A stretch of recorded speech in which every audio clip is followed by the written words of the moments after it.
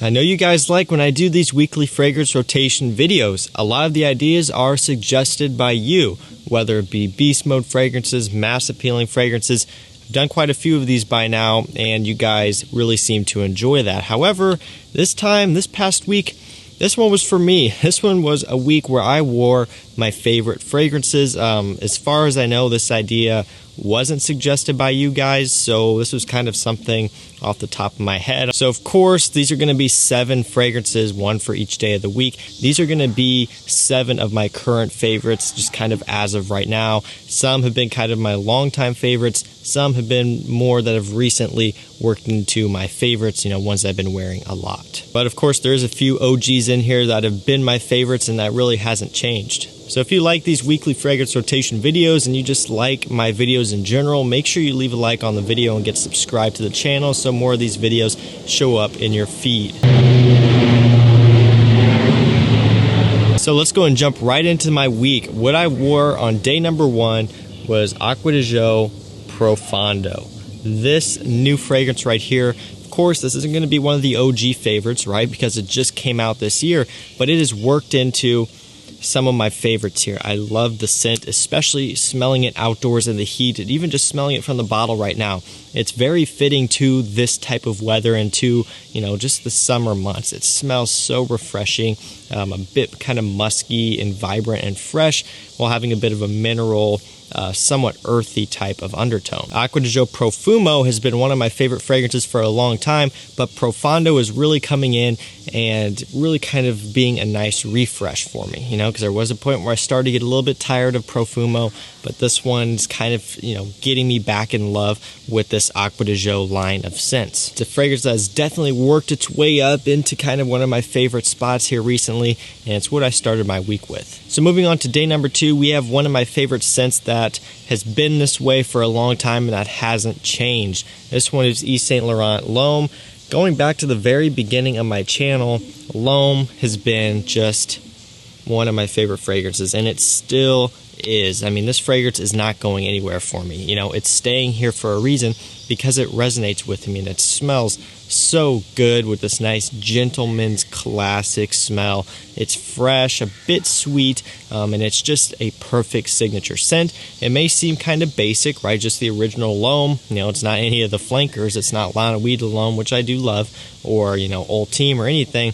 It's just L'Homme, but it's still one of my favorites, and that's probably not going to change. It's just such a refreshing scent that just puts me in a good mood. This is 100% a classic scent, and if you haven't tried this one somehow, or you don't own a bottle of it, it's definitely worth having around. Moving on to day number 3, we have Dolce & Gabbana, the One Royal Night. This is really working its way up into my favorites as well. Of course, you guys know the One EDP is one of my favorite scents, right? It's one that I wear a lot in the fall and winter time. And Royal Night here, this one, it was one that I put off for a long time. I had Dolce & Gabbana, the One EDP. That was really all I needed, or so I thought, till eventually I got around to grabbing myself a bottle of this, and I fell in love. I'm like, ooh, this is actually really good. It's way better of a flanker than I thought it was going to be, and it's kind of worked its way up into my favorites. One of the amazing things about the One Royal Night is that this one actually performs a bit better than the One EDP on my skin. There's always talk about the One EDP not performing good, but this one has honestly pretty solid performance, which is a plus. The only difference with this is it takes out the tobacco note that the one is, famous for, but it still does have the amber, the cardamom, and it still does have that backbone. The tobacco is absent, but that's all right. It still smells great.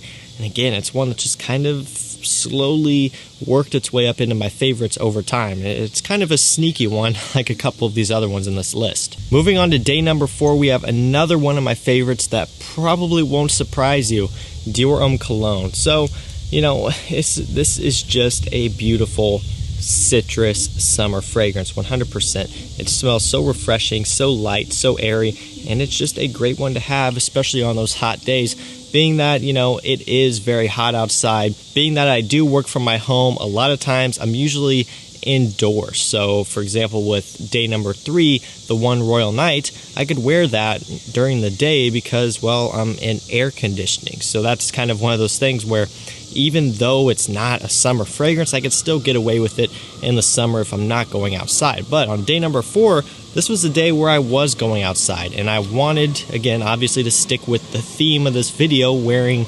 fragrances that are some of my favorites, and this one really just kind of came to mind. It was extremely hot, like 90 degrees, high humidity, and in weather like that, it's just not fun usually to wear a fragrance. It can kind of get on your nerves and starts projecting a lot because how hot it is. So normally, I'm not into that, but I wanted to stick with doing this video.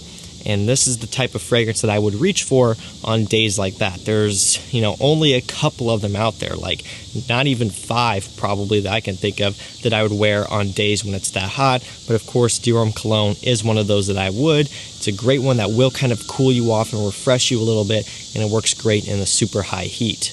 Moving on to day number 5, we have Roja Parfum's Scandal.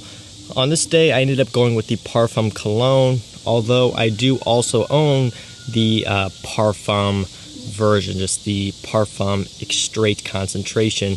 But like I said, I went with this version, the Parfum Cologne, on day number 5 just because it was a bit warmer outside. And while I was indoors for most of the day, there was some times when I would kind of go outside and kind of mess around a little bit. And I do find with the Parfum Cologne of Scandal, it's got a bit more of like a effervescent sparkling quality to it. It's just kind of a bit lighter than the Parfum version. This still has a lot of depth, but the Parfum is super heavy. There's multiple layers of depth that you can smell as soon as you spray it on. This one just has a bit more of a sparkling top note. It's a bit lighter, brighter, fresher, and easier to wear, and a bit more appropriate for those warmer days. Day number 6, another sneaky one here, Parfums de Layton. I knew this was going to happen when I got into the house. When I purchased my first bottle or 2, I knew I was going to be downhill from there, and I am. I own just about all of them, except for, a few from the line, their more exclusive line, like the line of Habdan, for example, that's in that line. There's like Wajan and Kualan and a few of those. I don't own Cologne yet, but I'm going to. I own more than I don't own, if that makes sense. Like I own almost all of them in a short amount of time. I knew this was going to happen. That's why I kind of put off getting into them, because I knew I was going to just go down the rabbit hole, and I have. Really like the house. I've really been enjoying it lately. It's kind of reignited my niche fragrance, enjoyment here lately. I got into Creed a lot, owned a bunch of Creeds, kind of got tired of them, kind of got somewhat disappointed in their direction. And the same thing has happened with a few other niche houses as well.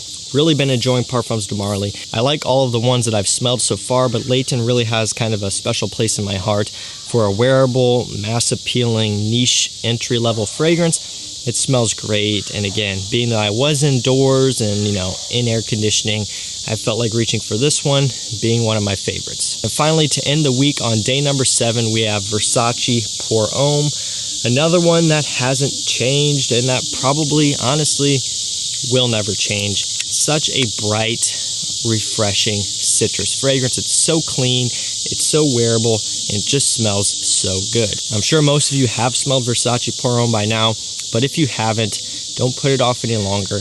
Grab yourself a bottle, because I can guarantee you it's going to be worth it. So guys, that was going to do it for me. That was my week of only wearing some of my favorite fragrances. Hopefully you guys like this one. Let me know what you've worn this past week down below in the comments. And again, if you want to pick up any of these fragrances, they will be linked down below in the description. You can check them out there, get some of the best prices around. Thank you so much for watching. Stay safe, stay healthy. We'll see you tomorrow night with another one. Take care.